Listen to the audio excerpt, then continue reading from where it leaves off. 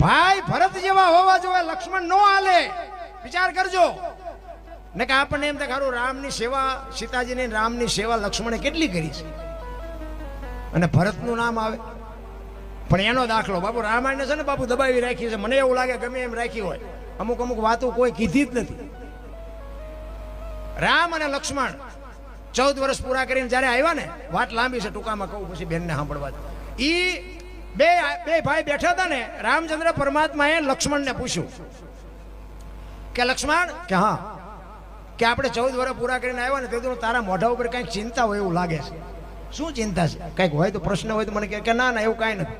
કે ના, મેં તને નાનેથી મોટો કર્યો, મને ખબર પડે છે તારા મોઢા ઉપર કાંઈક છે. શું છે બોલ? ત્યારે લક્ષ્મણ કહે છે કે હા મોટા ભાઈ, એક પ્રશ્ન મને મૂંઝવે છે. શું? તમારા મારા બાપ દશરથ તો કે હા, તમારા મારા ગુરુ વશિષ્ઠ મહારાજ તો કે હા, તમારી અને મારી માની ભક્તિમાં કમી ખરી કે ના? બે માની ભક્તિ એવી છે. તો કે 14 વર્ષ મેં તમારી સેવા કરી, અમારી કઈ ભૂલ આવેલી કે ના? ત્યારે લક્ષ્મણ કહે છે મોટા ભાઈ હવે તમે સાંભળો, તમારા મારા ગુરુ એક હોય, તમારા મારા બાપ એક હોય, તમારા મારી માની ભક્તિમાં કમી ન હોય તો હું તમને એ પૂછું છું કે લંકાના પટાંગણમાં રામ રાવણનું જેથી યુદ્ધ હાલતું હતું તેથી રાવણના વરસાદ જેટલા બાણ વરસતા હતા અને તમને એક બાણ નો અડ્યું ને એના છોકરા મેઘનાથે મને એક બાણ માર્યું ને મને ગોટો વાળી દીધો. અહીંયા કેવું ફળ મારે ભોગવવું પડ્યું?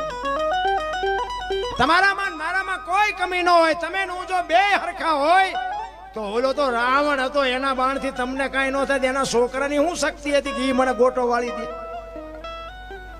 રામચંદ્ર પરમાત્મા કે હા તારી વાત સાચી, પણ સારું કર્યું ત્યાં પૂછ્યું, નકર આ તું જીવત ના હોય તને મૂંઝવત. ઈ કે આપણે 14 વર્ષ વનવાસ મળ્યા પછી હાલતા થયા તો કે આશ્રમ આવ્યા હતા? તો કે હા આશ્રમ તો ઘણા આવ્યા હતા.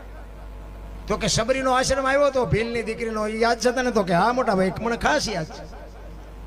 એને આપણે આગતા સ્વાગતા કરી હતી કે હા બેસવા માટે ચાદરી પાથરી દીધી હતી, આસો પાલવના તોરણ બાંધ્યા હતા. એ કે જમવાની વ્યવસ્થા કરી હતી કે હા મોટા ભાઈ જંગલમાંથી બોર લઈ આવી, મેં ખાધા હતા કે હા મોટા ભાઈ તમે તો ઠળિયા હોતા ખાઈ ગયા. ત્યાં લક્ષ્મણ ખાધા હતા.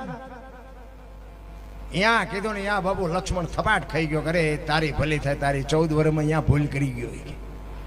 તેથી રામચંદ્ર પરમાત્મા લક્ષ્મણને કહે છે કે લક્ષ્મણ, સુમિત્રાને મૂકી અને સીતાને માં કહેતો હોય, દશરથને મૂકી અને મને બાપ કહેતો હોય અને અયોધ્યા જેવું રાજ મૂકીને મારી ભેગો તું રખડવા આવ્યો હોય તો હું તને ઈ પૂછું છું કે ભીલડીના હેઠા બોર ખાવામાં મને વાંધો નહોતો ને તને હું ઘા વાગ્યા તે દી? અને બાપુ લક્ષ્મણ પગમાં પીડ્યો, લાકડી પડે અને બાવડું ચાલીને પછી બેઠો કર્યો રામે. એ કે હા ભાઈ